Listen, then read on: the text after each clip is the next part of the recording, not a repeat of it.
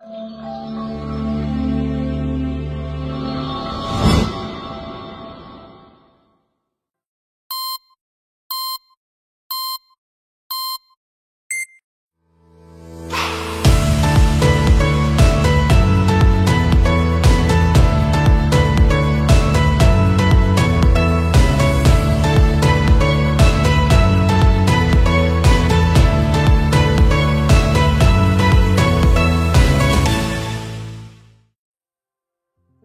malam semuanya, Shalom. Senang bersama kembali dalam program Deep Talk with Pase.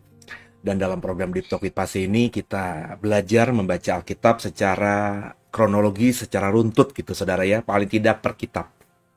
Dan puji Tuhan di hari Rabu malam ini, di tanggal 4 ya, kalau tidak salah 4 Mei, kita masuk dalam kitab yang baru yakni kitab 1 Korintus, saudara. Jadi hampir perjanjian baru selama kurang lebih setahun ini hampir kita selesaikan. Dan kita akan coba ngebahas tentang apa yang Tuhan beritakan, Tuhan sampaikan, apa isi hati Tuhan dalam 1 Korintus yang bisa menjadi berkat buat kita. Sehingga masing-masing kita yang mengaku umatnya, orang percaya kepada Tuhan Yesus, ini di sisa hidup kita masing-masing bisa menjadi pribadi yang lebih menyenangkan Tuhan, pribadi yang jadi berkat bagi banyak orang.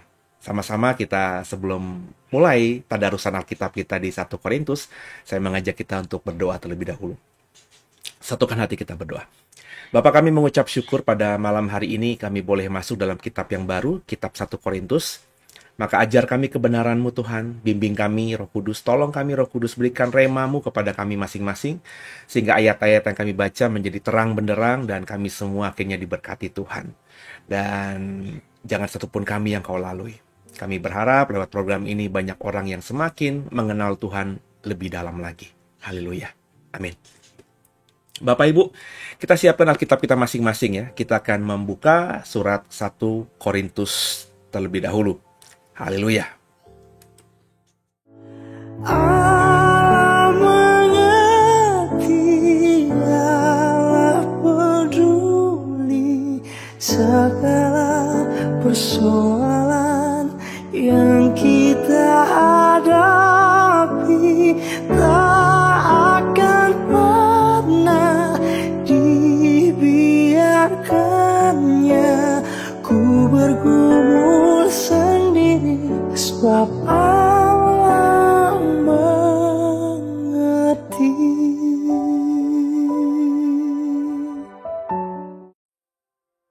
Ya, sudah ada bantuan 1 Korintus pasal yang pertama. Kita coba akan membahasnya, membacanya, dan saya berharap Bapak Ibu juga mengikutinya, dalam artian ikut membaca juga. Karena dengan membaca kita akhirnya lebih mengingat lebih lama lah begitu, daripada sekedar Bapak Ibu hanya mendengarkan saya membacakan surat 1 Korintus ini. Sama-sama Bapak Ibu ya. Kalau tidak nyaman dengan huruf atau fontnya di handphone saudara atau di laptop saudara, monggo silahkan menggunakan Alkitab sendiri ya, supaya lebih jelas. Karena biasanya saya sendiri kalau membaca atau menggali Alkitab tuh saya lebih nyaman dengan Alkitab buku saya sendiri ya.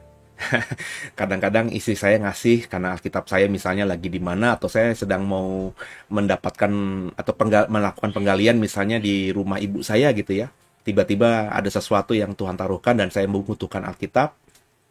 Ya, dikasih ibu saya buku Alkitabnya, ya itu tidak nyaman karena saya tidak terbiasa dengan Alkitab orang lain gitu ya, dalam hal ini meskipun itu ibu saya. Jadi saya sedikit kesulitan, makanya kalau saya kemana-mana itu saya selalu bawa Alkitab saya di mobil paling tidak. Jadi ketika ada beberapa jam di rumah ibu saya contohnya, terus saya tiba-tiba diingatkan Tuhan untuk ngomong atau menggali ayat ini, saya tinggal ambil ke mobil Alkitab saya yang memang sehari-hari saya pakai untuk menggali Alkitab, dan kemudian dari situ saya lebih nyaman mencari ayatnya, menggali ayatnya, karena di situ banyak coretan-coretan saya. Jadi silakan Bapak Ibu menggunakan Alkitab Bapak Ibu sendiri ya. Sama-sama kita baca pasal 1 ayat 1, perikopnya selalu diberikan judul oleh Lembaga Kitab Indonesia. Kalau surat Paulus itu ada salam, karena memang Paulus selalu sering memberikan salam pembuka ya dalam setiap suratnya. Sama-sama ya. Dari Paulus yang oleh kehendak Allah dipanggil menjadi rasul Kristus Yesus, dan dari Sostenes saudara kita, kepada jemaat Allah di Korintus, yaitu mereka yang dikuduskan dalam Kristus Yesus dan yang dipanggil menjadi orang-orang kudus dengan semua orang di segala tempat yang berseru kepada nama Tuhan kita, Yesus Kristus, yaitu Tuhan mereka dan Tuhan kita. Kasih karunia dan damai sejahtera dari Allah Bapa kita dan dari Tuhan Yesus Kristus menyertai kamu. Bapak Ibu, kalau Bapak Ibu perhatikan setiap salamnya Paulus dengan jelas memberikan gelar atau sebutan Tuhan, kurios, di depan nama Yesus Kristus. Ini yang disalahartikan misalnya oleh beberapa orang di luar sana yang memang membaca Alkitab itu tidak mau dengan kerendahan hati, ya, mengatakan bahwa Paulus inilah yang menyesatkan Alkitab atau mengedit Alkitab. Paulus inilah yang menjadi biang dari munculnya Yesus dituhankan, begitu. Karena memang kalau boleh jujur Bapak Ibu ya, dalam kitab Injil Yesus tidak pernah secara vulgar mengatakan bahwa dia adalah Tuhan. Di dalam surat-surat perjanjian baru lainnya yang ditulis oleh rasul-rasul yang bukan Paulus juga ya tidak terlalu vulgar juga ya mengatakan bahwa Yesus adalah Tuhan. Kecuali ya di kitab Wahyu ya, Yohanes dalam hal ini, Yohanes harus Bapak Ibu pahami latarnya bahwa dia rasul yang paling terakhir hidup ya. Karena yang lainnya sudah mati martir duluan. Rasul Yohanes dalam hal ini ada yang mempercayai baru mati sekitar tahun 90-an atau tahun 100 Masehi ya. Jadi sudah peristiwa kebersamaan murid-murid dengan Yesus itu sudah lewat sekitar 60-70 tahun, Saudara. Dan murid-murid lainnya sudah banyak yang meninggal, mati jihad begitu, Saudara. Dan Yohanes ini yang masih tertinggal. Sehingga kalau bagi saya Yohanes akhirnya mengimani Yesus adalah Tuhan, ya masuk akal saya, ya. Kalau kita mau pakai akal, karena tentu ada waktu 70 tahun ini perenungan yang dalam dalam diri Yohanes. Dia bisa mengamati, mendapatkan cerita bagaimana rekan-rekan rasulnya itu mati martir. Dia tentu juga mengalami pergumulan batin dalam melayani Tuhan Yesus ini, ya, ada suka, ada duka, dan lewat pergumulan yang panjang ini, kalau akhirnya di masa akhir hidupnya Yohanes dia menyimpulkan, mengimani bahwa Yesus adalah Tuhan, bagi saya itu keren, luar biasa. Sehingga nggak ada yang mempermasalahkan ketika di kitab Wahyu Yesus itu diposisikan sebagai Tuhan oleh Yohanes. Tapi orang-orang yang memang menganggap Alkitab itu tidak sefrekuensi dengan kita, dan itu banyak sekali saudara di luar sana ya, itu menganggap Paulus inilah yang biang keroknya, karena mereka membaca di Alkitab, di Kisah Rasul, Saulus saat itu baru kenal Tuhan di jalan menuju ke Tarsis. Dia baru bertobat. Kemudian gak lama lah, 3 tahun dia menyendiri untuk mengkompromikan iman barunya dengan iman lamanya, sehingga ketemu benang merah begitu. Kemudian dia kembali dari Nabatea ke Israel, ke Yerusalem, dan kemudian dia menjalani misi perjalanannya yang pertama dengan Barnabas. Dia sudah mengajar banyak hal dan memberikan stigma atau memberikan gelar Yesus itu adalah Tuhan. Sehingga bagi orang-orang yang tidak mendalami Alkitab seperti kita dan tidak percaya kepada Yesus, itu mengatakan inilah omong kosong. Paulus itu tidak berperan dalam menuhankan Yesus ya. Karena gara-gara dia nulis surat penggembalaannya ya. Kemudian akhirnya surat-surat itu dikanon menjadi perjanjian baru. Akhirnya orang Kristen mengatakan Yesus itu Tuhan. Padahal bagi mereka mungkin Yesus hanya sebagai seorang nabi paling tinggi, saudara. Nah, ini yang kita berbeda dengan mereka. Saya berbeda dengan mereka. Tapi saya menghargai pendapat mereka ya. Karena ya mereka berpendapat, tentu ya mereka sudah riset juga mungkin ya. Dengan perspektif dan pandangan mereka mengatakan Yesus bukan Tuhan, ya silakan saja. Saya menghargai pandangan mereka, tapi Sebaliknya juga mereka mestinya menghargai pandangan saya, ya, dan saya mengimani sungguh Yesus adalah Tuhan saya, ya, juru selamat saya. Dan Paulus kenapa mengatakan demikian? Ya karena Paulus itu, Bapak Ibu harus tahu latarnya, yang membenci Yesus dengan sangat karena dia seorang Farisi. Nah, orang itu kalau misalnya membenci dengan sangat, terus ketika di switch on, dirubah begitu, mengalami perubahan, dia akan mencintai dengan sangat, saudara. Ya, jadi eh, itu yang saya pahami, itu yang saya cermati dalam kehidupan saya yang sudah nyaris sebentar lagi, beberapa tahun lagi, sudah setengah abad, saudara. Bahwa Saulus yang dulunya membenci Yesus, meminta surat dari imam besar ingin membunuh banyak orang Kristen, jalan lurus itu, pengikut jalan lurus itu, karena Yesus mengatakan akulah jalan yang benar, jalan lurus, ya.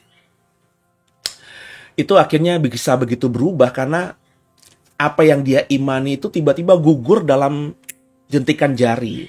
Kenapa? Karena Yesus yang dia pikir itu adalah tokoh fiktif. Kalaupun ada cerita tentang dia mati, cerita tentang dia bangkit, cerita tentang dia naik ke surga, itu bullshit, omong kosong. Itu tiba-tiba menjumpai dia secara langsung di jalan menuju ke Tarsis itu. Bapak Ibu kan, misalnya Bapak Ibu mempercayai teori bumi itu datar misalnya, ya. Terus tiba-tiba kok ada kesempatan dipanggil NASA untuk ikut pesawat ulang-alik.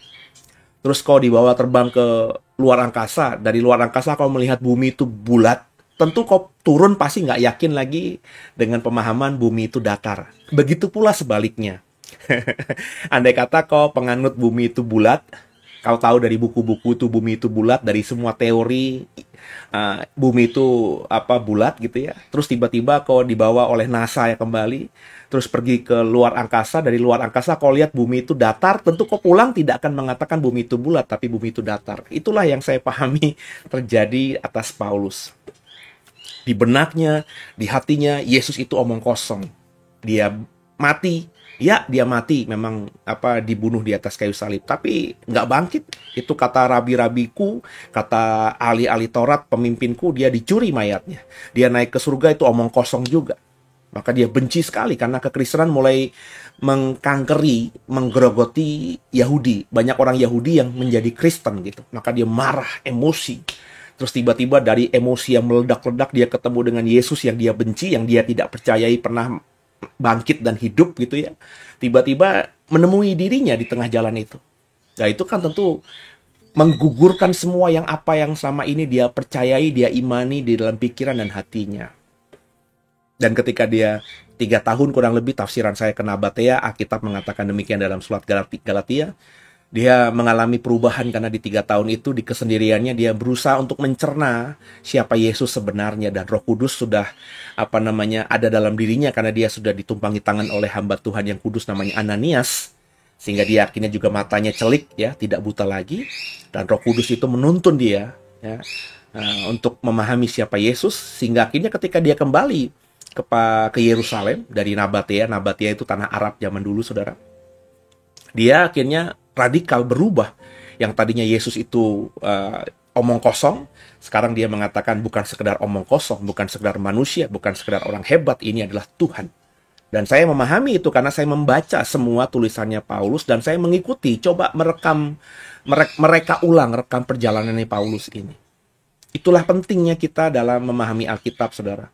Bahwa Alkitab itu sesuatu yang kita imani sebagai seorang Kristen, bahkan jangan kita imani hanya dari cerita orang, dari pikiran, dari khotbah-khotbah orang, termasuk khotbah saya, saudara. Bapak Ibu harus mendalami Yesus sendiri, menemukan Yesus sendiri, ya, mengalami Yesus sendiri, sehingga akhirnya Bapak Ibu mengerti kenapa Paulus mengatakan Yesus Tuhan. Seperti sekarang saya sangat meyakini Yesus itu Tuhan, meskipun hari ini saya belajar banyak dari filsafat, saya belajar banyak dari orang-orang Kristen yang tadinya pelayan Tuhan, rabai, yang tadinya pastor, yang tadinya pendeta, terus sekarang menjadi ateis. Kenapa dia jadi ateis? Itu saya coba perhatikan, saudara, ya. pemahaman mereka. Satu sisi masuk akal dan itu disukai video-video itu di luar negeri. Kalau Bapak Ibu lihat eh, mantan-mantan pendeta, mantan-mantan teolog yang kemudian menjadi ateis, tidak kembali percaya kepada Tuhan, dan mereka membagikan apa yang mereka dapatkan dari perjalanan spiritual mereka sehingga meninggalkan Tuhan, itu banyak yang nonton. Ya, karena orang di luar sana memang menggunakan logika. Secara logika mereka masuk. Ya. Tapi ya saya menemukan kesamaannya. Orang-orang yang model begini itu dulu mungkin melayani Tuhan. Iya, saya percaya mereka melayani Tuhan. Mungkin mereka juga merasa terpanggil ketika menjadi pendeta, menjadi pastor, dan lain sebagainya. Mereka ada di biara-biara belajar, mereka ada di sekolah-sekolah teologi belajar, akademi-akademi Alkitab mereka belajar, tapi mereka belum sampai mengenal Tuhan dengan sungguh. Sehingga belum sampai unsur kedewasaan secara spiritual, mereka sudah melayani. Itu menyebabkan akhirnya yang mereka ajarkan ya apa yang mereka dapatkan dari ilmu yang mereka dapatkan dari dosen, dari pengajar, dari senior, dari doktrinal gereja mereka. Tanpa mereka ada keinginan untuk menemukan kebenarannya sendiri. Kenapa? Karena tadi mereka belum dewasa. Dan saya jadi curhat ya. Dan saya bersyukur saya menjadi terpanggil menjadi seorang pelayan Tuhan. Itu akhirnya saya syukuri. Karena saya sempat di awal-awal ketika saya merasa saya terpanggil, saya bilang sama Tuhan, kenapa kau panggil aku di usia 27 tahun sih? Kenapa nggak waktu zaman aku SMP aja? Kan kau tahu Tuhan, aku SMP pun sudah jadi guru sekolah minggu gitu. Tapi nggak ada panggilan khusus jadi guru sekolah minggu karena, yuk, Sen, bantuin kakak yuk ngajar adik-adik. Saya dulu sudah taruna gitu ya, sudah remaja, terus diajak sama guru sekolah minggu saya, yuk bantu adik-adik kelas kecil yuk untuk nyanyi-nyanyi kah atau cerita-cerita sederhana. Lah saya daripada bengong ya ikut aja gitu, tapi bukan panggilan. Tidak terpanggil untuk itu. Saya melayani ya kalau dijadwal saja, kalau nggak ada dijadwal ya saya nggak datang gitu. Sampai saya akhirnya jadi pengurus gerakan pemuda di sebuah gereja. Saya melayani ke sana ke sini, ikut paduan suara, ikut macam-macam, saudara. Sampai saya akhirnya di CD. Saya lahir dari keluarga yang melayani Tuhan, tanda kutip benar-benar melayani Tuhan. Bapak saya diaken penatua sampai matinya. Dan ibu saya karena bekerja aktif di gereja tapi tidak jadi diaken atau penatua, tapi ikut paduan suara, acara kemana-kemana. Ibu saya selalu menyiapkan waktu dan meninggalkan pekerjaannya untuk hal-hal seperti ini. Jadi kenapa gitu? Kenapa nggak dari kecil saja saya dipanggil Tuhan? Saya baru mengerti saya dipanggil Tuhan di usia 27 tahun karena saya sudah memahami itu, dasar-dasar itu. Ya, saya sudah punya pengalaman, meskipun pengalaman duniawi dalam pelayanan ya, belum rohani karena saya belum lahir baru saat itu. Sehingga ketika saya lahir baru, saya kayaknya siap gitu, pondasi saya sudah kuat gitu. Ya. Dan akhirnya ketika belajar di S1 bahwa diajarkan Yesus itu Tuhan, Tritunggal, bagaimana menceritakan Tritunggal itu, saya bilang dalam hati, gue udah percaya, lo nggak perlu jelasin itu, gue percaya. Sehingga akhirnya saya mendapatkan bukan cuma dari dosen saja yang saya telan mentah-mentah, tapi saya juga ada kerinduan untuk mendalami sendiri Alkitab. Sampai akhirnya saya sekarang seperti ini. Kalau ada yang bilang pengajaran saya sekarang nyeleneh, ya monggo silahkan. Karena saya jujur saya tidak berniat apa-apa. Saya tidak ambil kesempatan untuk populer. Bagi saya populer itu apalah, nggak penting banget. Ya. Dan saya hanya mengajarkan aja, nothing tulus saja. Saya berikan kepada saudara apa yang Tuhan taruhkan di hati saya, apa yang saya tahu, apa yang saya imani. Makanya saya selalu mengatakan kan, ujilah setiap roh, ujilah pengajaran saya dengan jangan diaminkan, tapi didalami sendiri, ditanyakan sama Tuhan. Dan Paulus akhirnya saya pahami. Kenapa dia begitu mempercayai bahwa Yesus Tuhan, karena melewati perjalanan spiritual yang nggak diterima, seperti misalnya rasul-rasul yang lainnya. Ya. Karena rasul-rasul yang lainnya itu ya mengikuti Yesus karena pertama kekaguman, karena Yesus punya mujizat, karena punya masa. Dan dalam prakteknya selama 3,5 tahun mereka melihat itu semakin hari semakin masif dilakukan Yesus. Dan mereka pun melakukan itu kan. Mereka bisa mengusir setan, menyembuhkan orang sakit, dan lain sebagainya. Ya. Tapi mereka tidak kuat secara agama. Meskipun mereka agama Yahudi saat itu, tapi tidak sekuat Paulus karena Paulus orang Farisi. Mereka tidak sampai pada kebencian pada Yesus. Mereka sudah jatuh cinta sama Yesus, bahkan berharap sesuatu dari Yesus. Sehingga bagi saya, meskipun saya respect sama rasul-rasul Tuhan yang lainnya, tapi perjalanan spiritual Paulus ini, dari Saulus menuju Paulus ini memang extraordinary, lebih daripada rasul-rasul yang lainnya. Sehingga ketika dia menjadi Paulus, dia berani mati mengatakan bahwa Yesus adalah kuriosnya, Yesus adalah Tuhannya. Nah, Bapak Ibu, itulah salam dari Paulus yang bisa baca di dalam ayat-ayat 1 sampai ayat 3 di 1 Korintus pasal pertama. Lanjut kita ayat yang berikutnya, ucapan syukur ayat 4. Aku senantiasa mengucap syukur kepada Allahku karena kamu atas kasih karunia Allah yang dianugerahkannya kepada kamu dalam Kristus Yesus. Sebab di dalam Dia telah menjadi kaya dalam segala hal, dalam segala macam perkataan, segala macam pengetahuan, sesuai dengan kesaksian tentang Kristus yang telah diteguhkan di antara kamu. Demikianlah kamu tidak kekurangan dalam suatu karunia pun, sementara kamu menantikan penyataan Tuhan kita Yesus Kristus. Ia juga akan meneguhkan kamu sampai pada kesudahannya, sehingga kamu tidak bercacat pada hari Tuhan kita Yesus Kristus. Allah yang memanggil kamu kepada persekutuan dengan anaknya Yesus Kristus Tuhan kita adalah setia. Paulus di sini bersyukur bahwa setelah ditinggal oleh dia, jemaat Korintus ini terus bertumbuh. Ya, makanya dia bersyukur karena Allah memberikan kasih karunia-Nya kepada kalian, kepada kamu. Jadi Paulus mengamati meskipun sudah tidak bersama lagi dengan jemaat Korintus. Jadi kalau Bapak Ibu memperhatikan semua tulisan Paulus tentang surat-suratnya ini, itu ditulisnya ketika dia sudah tidak ada di situ lagi. Paulus itu tipikal orang yang mencolok sini, beberapa bulan di sini, dia menjadikan beberapa orang muridnya. Kemudian sudah terbentuk beberapa komunitas kecil. Nah, dia pilihlah murid yang dia pikir paling dewasa gitu ya, paling mengerti. Nggak perlu terlalu jago ya. Pokoknya sudah punya dasar Kristen yang baik. Kemudian dia tumpangi tangan, dia titip jemaat itu untuk digembalakan dan dia pergi ke kota lain. Begitu terus. Dan Paulus itu selalu mentoring jemaat yang pernah dia dirikan dengan cara mencari tahu, mengutus orang ke kota tersebut, ketemu sama gerejanya gitu ya. Terus dari masalah yang diterimanya, dia menuliskan feedbacknya dengan menulis surat. Ini loh sebenarnya yang harus kalian. Jadi dia berkorespondensi untuk mengajar atau mengembalakan jemaat itu. Tapi dia tidak hadir secara fisik.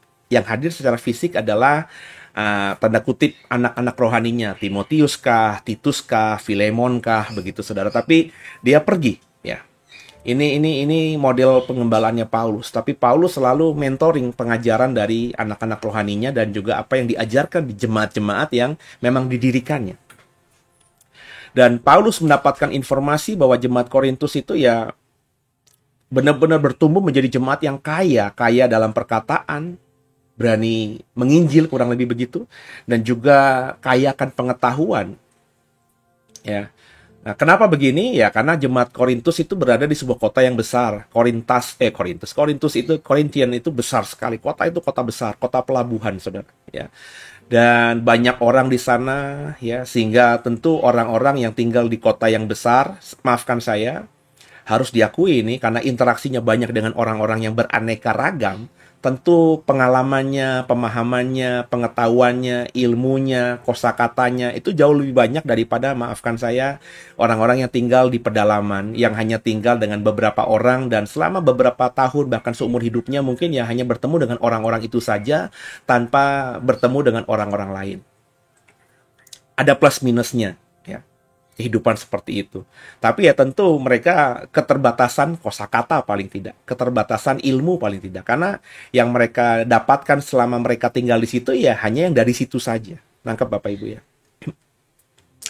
Makanya banyak orang yang sekarang ini bagi saya mengalami kekagetan psikis ya. Karena mereka yang tadinya di zaman pandemi ini terutama ya, tadinya mereka hanya tinggal misalnya di Jakarta, ketemu hanya teman-teman yang di Jakarta saja. Teman di Jakarta ya tentu teman-teman mereka dalam lingkungan mereka, tempat kantor mereka, pekerjaan mereka, sekolah mereka. Tiba-tiba sekarang ini selama 2 tahun ini paling tidak ya, mereka mulai terbuka, dipaksa untuk keluar. Bukan badannya, tapi paling tidak pengetahuannya dengan apa, lebih sering nonton YouTube, lebih sering main internet, sehingga dunia luar, berita-berita tentang luar itu mereka dapatkan dengan cepatnya, menghujani mereka. Dan jujur, banyak orang nggak siap dengan hal ini. Apalagi orang-orang yang sebelum pandemi itu tidak terbiasa main internet, tidak terbiasa melihat koran, tidak terbiasa melihat berita, mendengarkan berita, membaca koran, itu tidak terbiasa mereka. Nah, dengan 2 tahun, 3 tahun ini mereka dengan deras menerima, dihujani gitu ya, informasi-informasi dari luar ini, ya banyak ya orang yang nggak siap. Sehingga akhirnya muncul menjadi netizen-netizen yang julid. Atau orang-orang yang berkomentar aneh-aneh gitu ya. Ya, kelihatan kok dari orang yang mengkomentarin video YouTube yang ada ya. Itu saya melihat bukan cuma di Indonesia, ini juga terjadi di luar negeri. Karena saya mengikuti saudara, misalnya saya bilang tadi ada mantan pendeta yang murtad lah gitu ya, tinggalkan pelayanannya menjadi seorang ateis ya. Terus dia di channel YouTube-nya menceritakan lah ya. Misalnya ada seorang yang saya ikuti, saya memang mengikuti ya. Saya cuma bingung aja kok orang sudah jadi pendeta bisa menjadi ateis gitu. Tadinya Romo, pastor menjadi ateis gitu ya.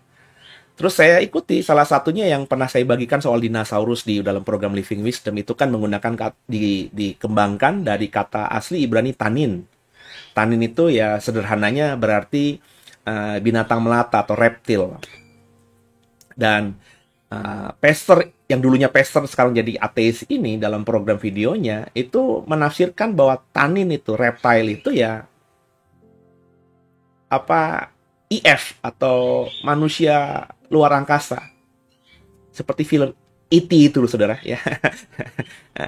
Film alien itu saudara. Itulah alien yang ditemui oleh beberapa orang di perjanjian lama sehingga mereka menyebutnya sebagai tanin ya.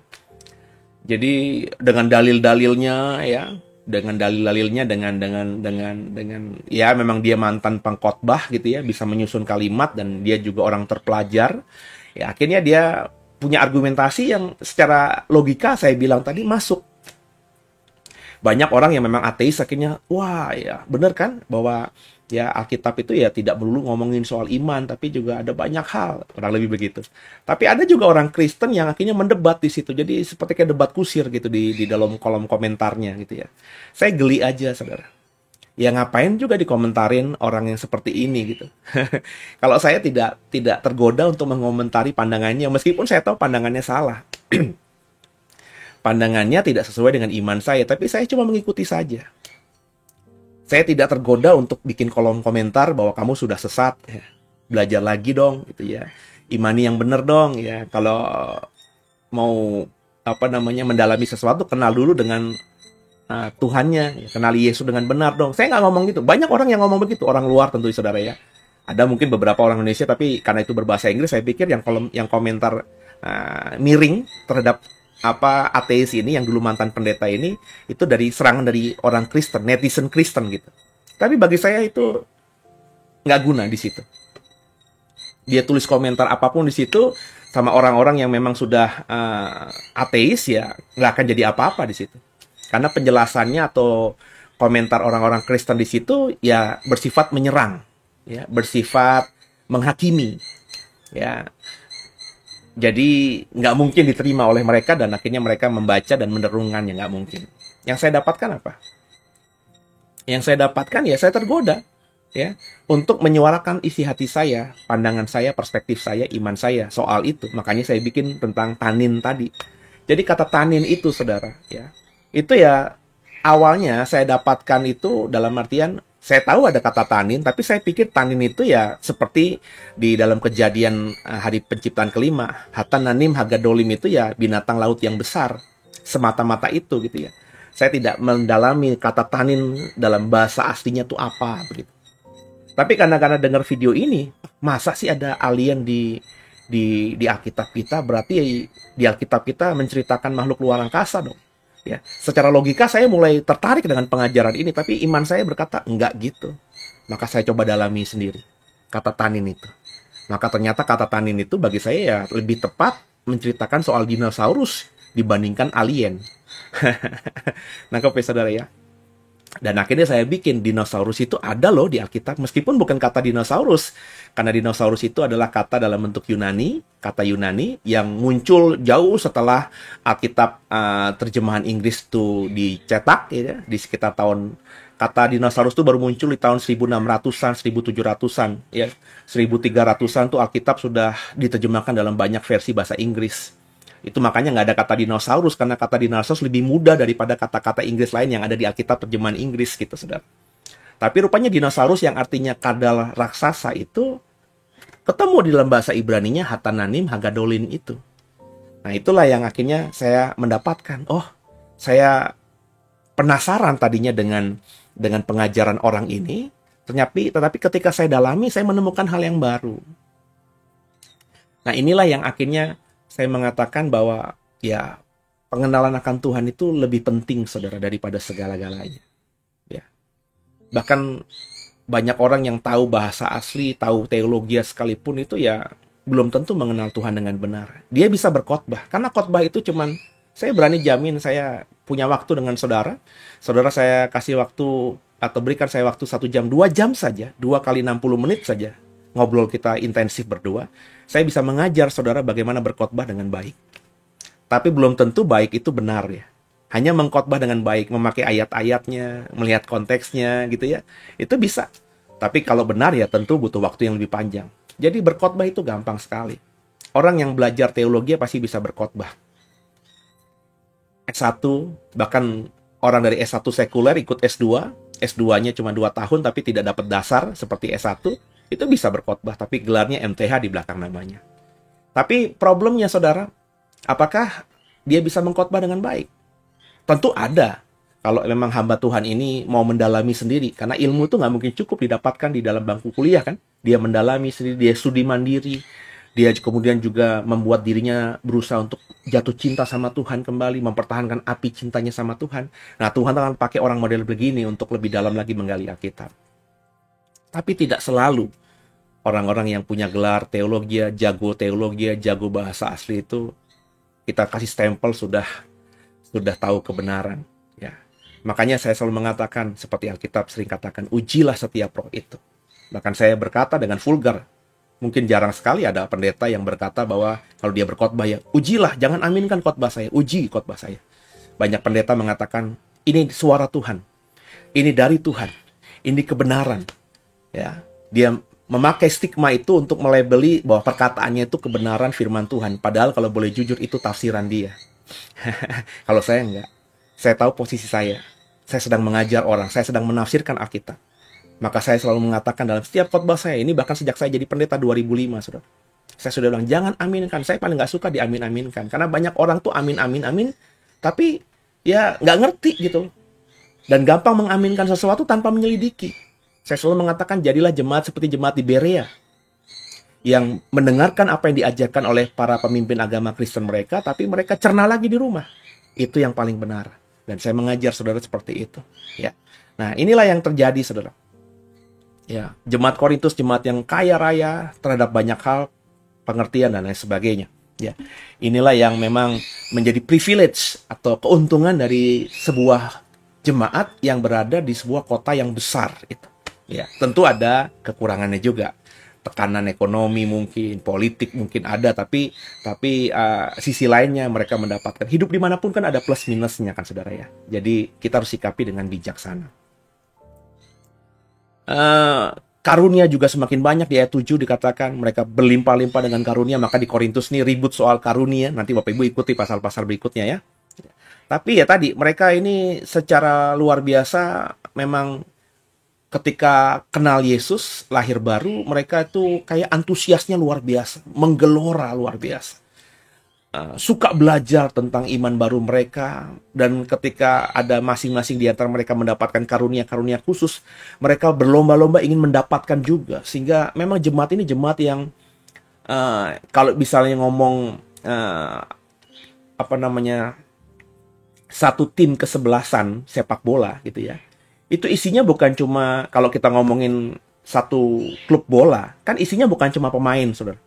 Di situ ada tukang pijitnya, ya, ada ahli gizinya, ada dokternya, ada macam-macam kan. Ada banyak orang yang terlibat dalam sebuah klub sepak bola yang tidak bermain bola secara profesional.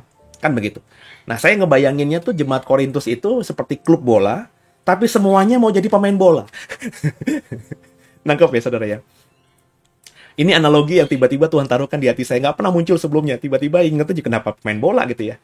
Ternyata ketika saya perkatakan, nah itu seringkali saya begitu, saudara. Ya. Saya mendapatkan sesuatu, terus ketika saya belajar ngomong aja, karena Tuhan taruh di hati saya, ngomong tiba-tiba nyambung gitu.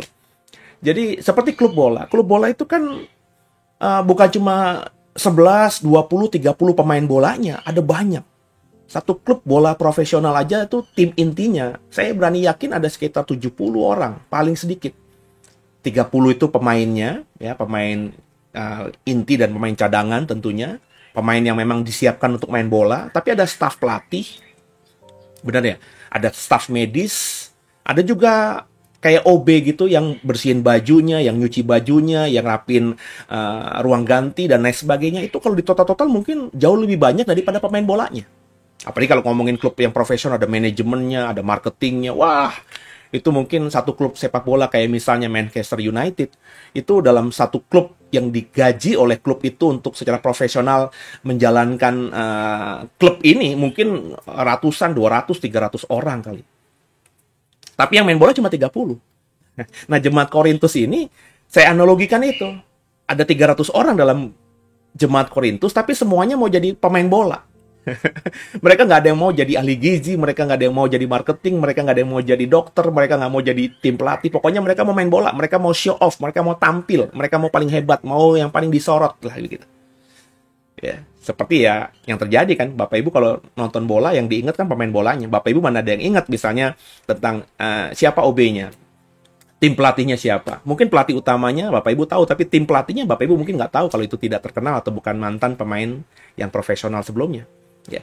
Nah, jemaat Korintus itu jemaat yang mau berlomba-lomba melayani di garis depan, di garda terdepan. Itu yang terjadi. Kenapa? Karena memang mereka kaya dan mereka haus. Ya. Dan karena haus, ya karena mereka belum dewasa, mereka tidak bisa mengendalikan diri. Itu banyak terjadi juga di gereja-gereja hari ini. Lahir baru, semangat, berapi-api menginjil, terus oleh gembala, bagi saya gembala yang kurang bijak, dikasih kesempatan untuk melayani, ya karena dilihat semangat ini. Loh, padahal ini orang ini masih dasar. Baru bertobat. Namanya kalau orang baru bertobat, kalau Bapak Ibu pernah mengalami pertobatan lahir baru begitu kan kita semangat gitu ya. Kita kan menggebu-gebu, pokoknya ya untuk Tuhan lah, mati hari itu pun siap. Di usia 27 tahun tuh saya seperti itu, saudara.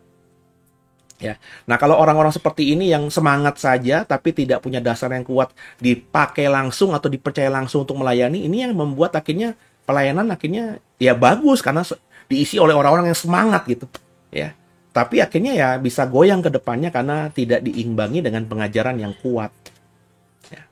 Dan inilah yang terjadi pada jemaat Korintus ke depannya. Nanti pelan-pelan ikuti ya. Kita baca coba ayat berikutnya. Ayat 10-nya. Perpecahan dalam jemaat. Tapi aku menasihatkan kamu, saudara-saudara, demi nama Tuhan kita Yesus Kristus, supaya kamu seia sekata dan jangan ada perpecahan di antara kamu. Tapi sebaliknya, supaya kamu erat bersatu dan sehati sepikir. Sebab saudara-saudaraku, aku telah diberitahukan oleh orang-orang dari keluarga Chloe tentang kamu, bahwa ada perselisihan di antara kamu. Tapi yang aku maksudkan ialah bahwa kamu masing-masing berkata, aku dari golongan Paulus, atau aku dari golongan Apolos, atau aku dari golongan Kefas, atau aku dari golongan Kristus. Adakah Kristus terbagi-bagi? Adakah Paulus disalibkan karena kamu? Atau adakah kamu dibaptis dalam nama Paulus? Aku mengucap syukur bahwa tidak ada seorang pun juga di antara kamu yang aku baptis selain Krispus dan Gaius. Sehingga tidak ada orang yang dapat mengatakan bahwa kamu dibaptis dalam namaku. Juga keluarga Stefanus aku yang membaptisnya. Kecuali mereka, aku tidak tahu apakah ada orang lain yang aku baptis. Sebab Kristus mengutus aku bukan untuk membaptis, tapi untuk memberitakan Injil. Dan itu pun bukan dengan hikmat perkataan supaya salib Kristus menjadi sia-sia. Ini yang menarik juga, saudara. Di gereja yang besar ini, tapi Paulus bersaksi bahwa dia hanya membaptis Krispus, Gaius di ayat 14, dan juga di ayat yang ke-16, keluarga Stefanus. Kalau Stefanus itu keluarga berencana, Stefanus istri 2 anak, ya berarti cuma sekitar 6 orang. Di jemaat Korintus yang besar itu yang dibaptis oleh Paulus hanya 6 orang. Ini juga, pembelajaran yang luar biasa. Dikatakan di ayat terakhirnya, karena Tuhan menyuruh Paulus bukan untuk membaptis, tapi untuk mengajar. Nah, ini yang juga tidak dipahami oleh banyak gereja. Pokoknya kalau membaptis itu harus gembala. Ya. Ya. Soalnya kalau membaptis itu ya katanya sesuatu yang luar biasa. Padahal gembala atau pendetanya tidak menginjil. Ya, yang menginjil itu orang lain, tapi yang membaptis adalah gembalanya gitu. Ya, apa namanya, boleh saja kalau itu aturan gerejanya seperti itu ya saudara ya. Cuma kalau saya belajar dari ceritanya Paulus itu, kenapa juga di The Way, ya sudah hampir 2 tahun 3 tahun ini kalau mau baptis ya saya serahkan kepada orang lain yang mau dibaptis, yang mau membaptis gitu. Tentu tim gereja, dan dalam aturan kesinodalan ya itu harus pejabat gereja, PDM atau pendeta. Saya serahkan kepada mereka gitu ya. Karena saya memang merasa bahwa saya dipanggil bukan untuk membaptis gitu. Saya dipanggil untuk mengajar. Ya, karunia saya karunia mengajar gitu ya. Jadi waktu awal-awal, waktu belum ada pendeta yang lain, ya saya mau nggak mau saya yang membaptis ya. Karena aturan gereja kan seperti itu. Dan apa kata umat juga, apa kata jemaat juga, kok pendetanya cuma satu, tapi yang ngebaptis orang yang bukan pendeta. Kesannya jadi saya tuh nggak mau membaptis gitu. Tapi ketika gereja sudah punya beberapa pejabat gereja, ya saya serahkan kepada mereka, ya. Karena memang saya merasa karunia saya bukan diperintahkan Tuhan untuk membaptis orang, tapi untuk mengajar. Kalau yang dibaptis maunya dibaptis sama saya, baru kita atur waktu. Tapi kalau ditanya mau dibaptis sama siapa, terserah gereja saja Pak. Ya sudah, saya serahkan kepada teman-teman, rekan-rekan yang memang mungkin belum punya pengalaman juga, ya. Sehingga mereka ketika terjun melayani pembaptisan dengan konseling dulu, gitu kan, mereka siapa tahu terpanggil, tahu panggilannya lebih dalam lagi. Ya, saya berikan kesempatan kepada teman-teman dan saya di belakang saja, ya. Saya hanya fokus mengajar. Hari ini saya hanya mengajar saja, ya. Itulah yang saya kerjakan. Mengikuti teladan Paulus ini. Jadi di jemaat Korintus yang besar, Paulus hanya membaptis sekitar 6 orang saja, ya. Gaius, Crispus, dan juga keluarga Stefanus. Yang menarik ya saudara, ada karena banyak orang yang mau jadi pemain bola tadi, nggak mau jadi tim officialnya, maka akhirnya terjadi perpecahan. Ya iyalah saudara, kalau kita ngomongin kembali klub bola sebagai analoginya, yang dibutuhkan untuk pertandingan itu hanya 11 pemain untuk melawan tim sepak bola lain. Sedangkan kalau dalam satu tim itu ada 30 pemain, berarti kan harus ada jadi cadangan. Cadangan itu belum tentu dipakai loh, ya. Ada cadangan inti, ada cuman cadangan aja, nggak ada di timeline, di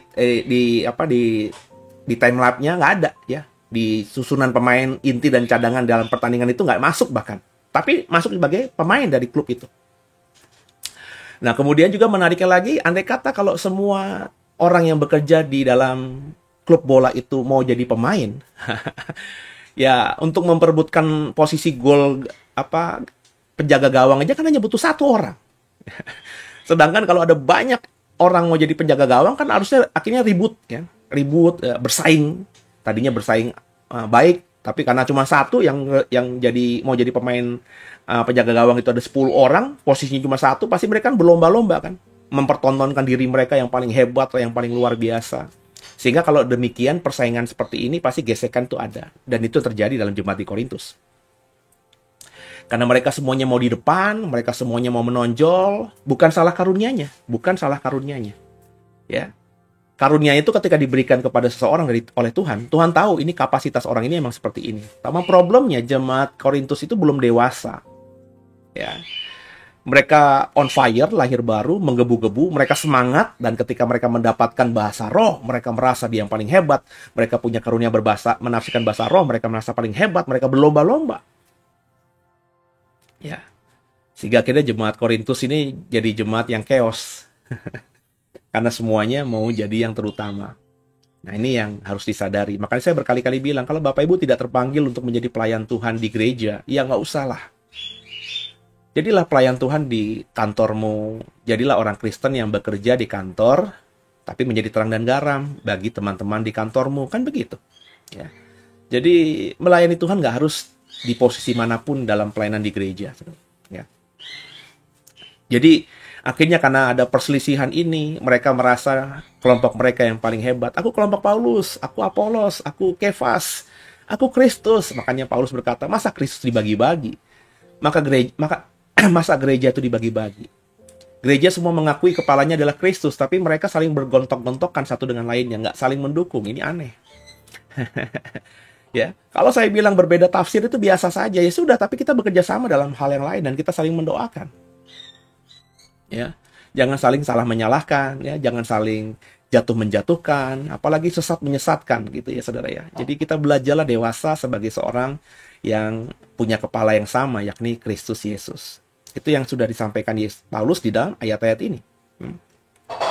Jadi kita belajar sekarang ini, saudara, bahwa Paulus membagikan apa yang dialaminya dalam kehidupan pelayanannya, dan itu semoga saudara tangkap seperti saya pernah menangkap ini beberapa waktu yang lalu. Ya, lanjut ayat 18. Hikmat Allah dan hikmat manusia. Sebab pemberitaan tentang salib memang adalah kebodohan bagi mereka yang akan binasa, tapi bagi kita yang diselamatkan pemberitaan itu adalah kekuatan Allah. Karena ada tertulis, aku akan membinasakan hikmat orang-orang berhikmat dan kearifan orang-orang bijak akan kulenyapkan. Di manakah orang yang berhikmat? Di manakah ahli Taurat? Di manakah pembantah dari dunia ini? Bukankah Allah telah membuat hikmat dunia ini menjadi kebodohan? Oleh karena dunia dalam hikmat Allah tidak mengenal Allah oleh hikmatnya, maka Allah berkenan menyelamatkan mereka yang percaya oleh kebodohan pemberitaan Injil. Orang-orang Yahudi menghendaki tanda dan orang-orang Yahudi Yunani mencari hikmat, tapi kami memberitakan Kristus yang disalibkan. Untuk orang-orang Yahudi suatu batu sandungan, dan untuk orang-orang bukan Yahudi atau orang Yunani suatu kebodohan. Tapi untuk mereka yang dipanggil, baik orang Yahudi maupun bukan orang Yahudi, Kristus adalah kekuatan Allah dan hikmat Allah. Sebab yang bodoh dari Allah lebih besar hikmatnya daripada manusia, dan yang lemah dari Allah lebih kuat daripada manusia. Ingat saja, saudara-saudara, bagaimana keadaan kamu ketika kamu dipanggil. Menurut ukuran manusia, tidak banyak orang yang bijak, tidak banyak orang yang berpengaruh, tidak banyak orang yang terpandang. Tapi apa yang bodoh bagi dunia, dipilih Allah untuk mempermalukan orang-orang yang berhikmat. Dan apa yang lemah bagi dunia, dipilih Allah untuk memalukan apa yang kuat. Dan apa yang tidak terpandang dan yang hina bagi dunia, dipilih Allah. Bahkan apa yang tidak berarti, dipilih Allah untuk meniadakan apa yang berarti. Supaya jangan ada seorang manusia pun yang memegahkan diri di hadapan Allah. Tapi oleh Dia kamu berada dalam Kristus Yesus, yang oleh Allah telah menjadi hikmat bagi dunia. Ia membenarkan dan menguduskan dan menebus mereka, menebus kita. Karena itu seperti ada tertulis, barang siapa yang bermegah, hendaklah ia bermegah di dalam Tuhan. Oh, ini ayat yang cukup dalam, saudara. Ya. Di sini Paulus ingin mengkritisi beberapa orang, tentunya di jemaat Korintus yang merasa bahwa mereka tuh paling hebat, gitu ya. Ya, Paulus berkata, jangan merasa paling pintar, ya. Jangan merasa paling luar biasa. Hikmat itu justru akan membuat orang jadi tidak kenal Tuhan. Justru karena orang merasa dia berhikmat, orang tidak kenal Tuhan, sehingga akhirnya Tuhan memakai orang-orang bodoh. Ya. Itu makanya saya sedih kalau ada teman-teman saya, rekan-rekan pelayan Tuhan, yang punya gelar teologi, menganggap bahwa rekan-rekan pendeta yang tidak punya gelar teologi itu bodoh. Justru mereka-mereka ini bagi saya mengajar Alkitab jauh lebih keren daripada orang-orang yang punya gelar teologi itu. Ya, jadi mestinya kita yang belajar punya hikmat ya harus bermegah dalam Tuhan. Jangan menganggap diri kita hebat. Kalau menganggap diri kita hebat, akhirnya ya kita dipermalukan sama orang-orang yang tidak belajar teologi, tapi akhirnya Tuhan pakai luar biasa sehingga pelayanan lebih berdampak daripada kita. Nah, ini yang terjadi, yang saya amati di dalam dunia pelayanan, saudara. Saya tidak bilang kita tidak perlu belajar teologi, jadilah orang bodoh saja, saya nggak bilang begitu. Ya. Tapi juga jangan berkata ketika kita nggak punya pemahaman teologi, terus kita minder dan kita merasa kita tidak punya kemampuan untuk mengajar. Ya. Sebab dalam pengalaman saya, belajar teologi itu membentuk saya, berguna buat saya sekarang ini. Tapi jujur sekarang ini saya seperti ini karena merasa punya keintiman, punya kedekatan dengan Tuhan. Sehingga ayat-ayat yang saya baca itu jauh lebih terang benderang daripada banyak orang lain di luar sana. Hari Minggu besok saya mau khotbah dengan judul tema sebelum hari pertama kita diciptakan. Nah, itu saya yakin saudara nggak akan pernah atau belum pernah dengar kali khotbah dengan tema seperti itu. Ya. Saya akan mengajar apa yang saya dapatkan dari pembelajaran saya soal Alkitab tentang siapa kita sebenarnya. Ya. Jadi saya tidak mengajar bahwa ketika kita manusia kita harus seperti apa, tapi sebelum kita jadi manusia, kita itu siapa? Ya, sesuatu yang apa namanya tidak banyak dibagikan oleh banyak orang yang punya gelar teologi ya. Biasanya hanya menjadi eh, apa namanya perdebatan atau diskusi di dalam kelas-kelas teologi ya. Tapi dibahasakan dalam bahasa khotbah itu jarang sekali. Padahal itu penting. Supaya Bapak Ibu dan saya itu tahu bahwa kita dulu itu apa gitu. Kita dulu itu siapa gitu ya.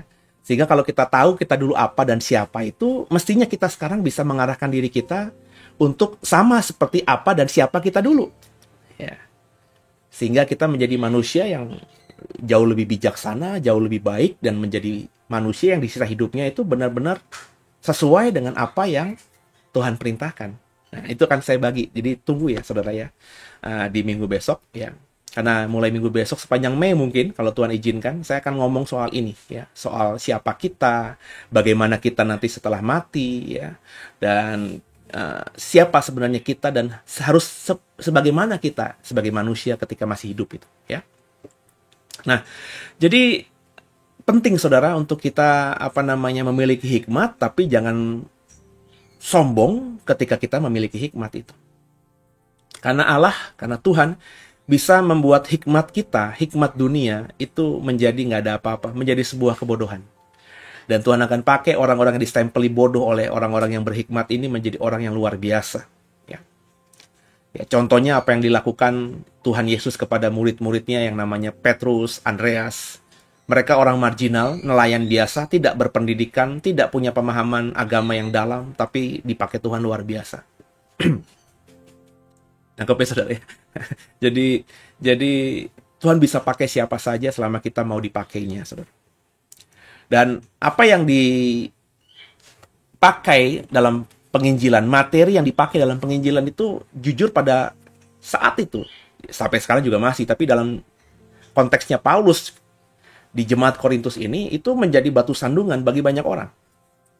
Karena orang Yahudi tidak percaya kepada Yesus, orang Yunani yang berlogika juga nggak masuk akal iman orang Kristen ini. Ingat jemaat Korintus ada di Asia, di wilayah Turki sekarang.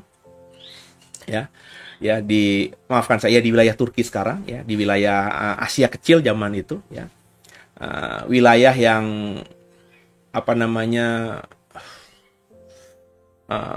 dipengaruhi oleh filsafat Yunani, ya. Filsafat Yunani yang tinggi gitu ya, sehingga sebentar saya cek dulu, saya kok jadi lupa. Korintus itu, Korintus itu bukan di wilayah Turki saudara, tapi di wilayah Eropa ya, di wilayah Yunani ya, di wilayah bukan di wilayah Asia kecil ya. Makanya saya tadi ingat kalau ke Turki itu kan nggak ke Korintus gitu ya. Itu ada di wilayah yang dulu sudah ada di benua Eropa sekarang ini ya, di wilayah kekuasaannya Yunani, dekat Akaya ya, dekat Athena, kurang lebih di wilayah geografis yang ya di sekitar itu. Jadi tentu orang-orang Kristen di Korintus, orang-orang Kristen yang sangat tinggi dalam berfilsafat, karena orang Yunani kan filsafat dari sana semuanya, ya. Sehingga kalaupun ada orang-orang Yahudi di Korintus yang menjadi objek penginjilan Paulus, oh ya, kalau Bapak Ibu nggak pernah mengikuti tadarusan saya tentang kitab-kitab Paulus yang sebelumnya, saya mengatakan bahwa Paulus itu meskipun sering mengunjungi kota-kota asing, tapi dia selalu pertama kali sasarannya adalah komunitas orang Yahudi. Karena biar bagaimanapun dia punya privilege. Dia adalah orang Farisi. Dia adalah keturunan Benjamin. Dia adalah ahli Taurat sebelumnya. Jadi ketika bertemu dengan orang-orang Yahudi, terus orang Yahudi itu tidak tahu bahwa dia sudah menjadi Kristen, ya, dia akan diterima dengan mudah. Dan Paulus di situ akan mengajar di sinagog, di rumah ibadat Yahudi. Tentu pertama kali dia akan buka Taurat, karena memang dia ahli Taurat. Tapi kemudian dia masuki iman barunya, yakni tentang Yesus. Sehingga orang-orang Yahudi itu akhirnya menjadi Kristen karena pelayanan model begini. Itu cerdiknya Paulus. Kalau dibilang licik, ya bisa juga saudara ya. Tapi saya lebih condong cerdik. Ini pintar, karena kalau Paulus langsung mengajar kepada orang-orang Yunani yang berfilsafat, nggak akan masuk. Ya, dia tidak tahu budayanya, dia tidak menghidupi budaya itu, sehingga dia lebih masuk kalau diterima di tengah orang Yahudi. Karena ya nenek moyang mereka sama, Abraham merasa umat pilihan Allah gitu ya. Sehingga Paulus sudah welcome duluan ketika masuk dalam komunitas ini, dan ketika dia menginjil, jadi terang jadi garam, itu lebih masuk. Karena orang Yahudi membuka hatinya untuk Paulus. Nah, jadi di jemaat Korintus ini orang-orang Yahudinya juga kan akhirnya ketika tahu, loh kok yang diajarkan Paulus ini berbeda dengan rabi-rabi kita sebelumnya. Dia mengajarkan ada Mesaya, padahal kita lagi menunggu Mesaya gitu ya. Mesiahnya mati lagi gitu kan dalam diri Yesus. Nah, mulai ada pertentangan dalam orang-orang Yahudi ini. Makanya Paulus di beberapa kota diusir oleh orang-orang Yahudi, ya. Diusir dari sinagognya, diusir dari kota itu, bahkan dibuat kota itu jadi kacau, ya. Ada demo besar sehingga akhirnya Paulus tidak lagi dapat tempat di kota itu. Sedangkan kalau dia mau menginjil orang Yunani ya menganggap ini cerita isapan jempol karena nggak masuk logika mereka. Jadi yang saya mau katakan, jemaat Korintus memang hidup seperti itu, di tengah budaya seperti itu. Sehingga ketika mereka akhirnya menjadi seorang Kristen, ya seperti jemaat Tesalonika itu problemnya luar biasa, tapi mereka itu semangat, ya. Mereka luar biasa, ya mereka nggak peduli, ya. Pokoknya mereka ya udahlah. Ketika dapat karunia, mereka merasa ini karunia dari Tuhan, mereka akhirnya memakai karunia itu dalam pelayanan. Orang-orang lain yang belum punya karunia terpanggil, terpacu untuk mendapatkan karunia, sehingga mereka berlomba-lomba menjadi yang terutama dalam gereja itu. Jadi, ini yang kita bisa pelajari dari pasal pertama di dalam dalam surat 1 Korintus. Jadi, diajarkan di ayat terakhir bahwa jangan terlalu merasa hebat, ya. Selalu kata orang bijak itu di atas langit ada langit, ya.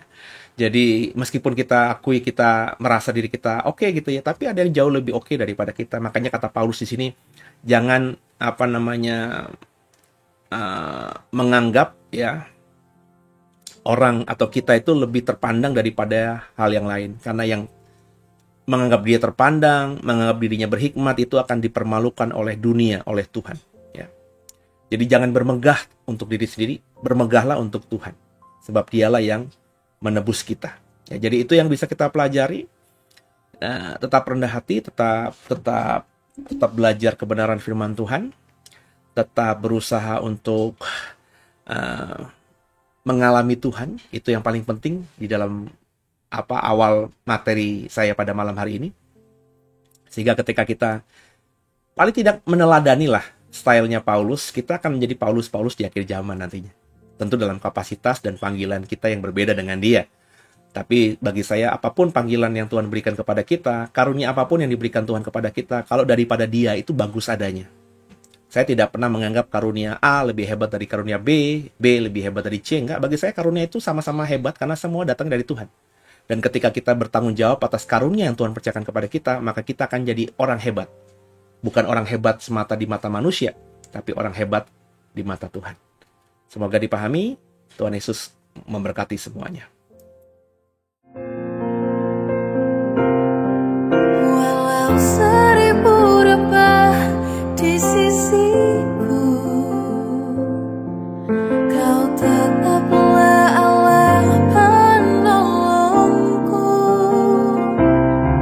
Walau 10.000 rebah di kananku, takkan ku goyah, sebab Yesus sertaku.